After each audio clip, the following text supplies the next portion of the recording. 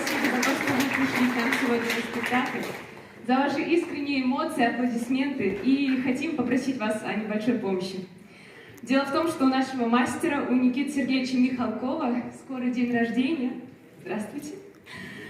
Вот, и мы по традиции хотим поздравить его из гастролей из Нижнего Новгорода. И на 3-4 крикнем все с днем рождения. Крикнем?